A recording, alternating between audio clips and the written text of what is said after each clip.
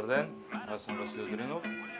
Днес съм приготвил за вас едно топло предястие, постно, чили с боб. За тази цел са необходими глава червен лук, добре сварен едър смилянски боб, сладка царевица, кашкавал, томатен сос и чили.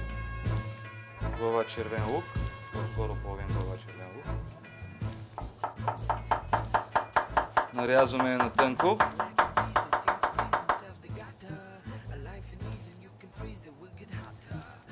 Запържваме. Така, вече нагрялата мазнинка в тигана. Малко зехтин, добавяме лука.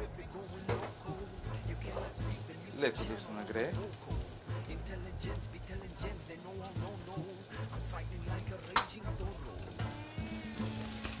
Запържваме лукчето да омекне.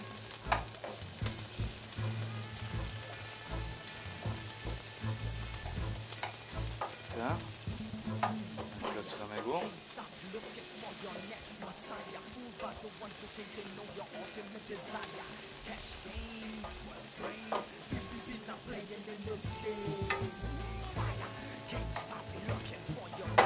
В принцип тази рецепта може да се направи и с някакво месо. Било то кайма или накълцано месо. Сега е момента да сложи евентуално месото, нали, преди другите работи, но ние няма да слагаме месо. Прибавяме сварения боб. Леко да го хване мазнинката.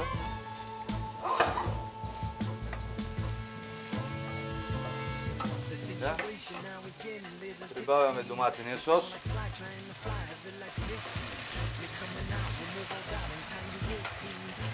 Прибавяме и сос чили.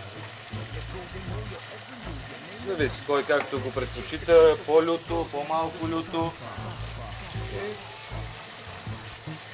Според вкуса на човек. Прибавяме сладката царевица.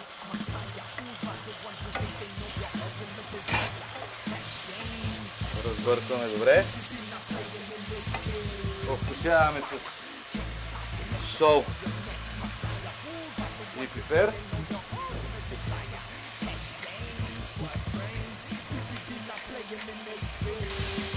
И вече предястието ни е почти готово за финалната аранжировка. За тази цел, понеже ще го запичеме горе с кашкавал, ще го сложим в един сакче.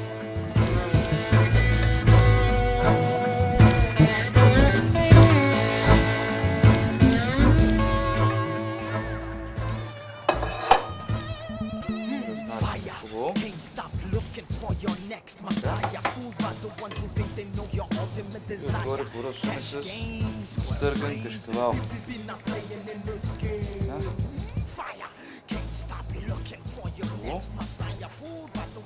Достатъчно. И го поднасяме в грила да се запече отгоре. Това не е една хубава златиста коричка. Изчакваме.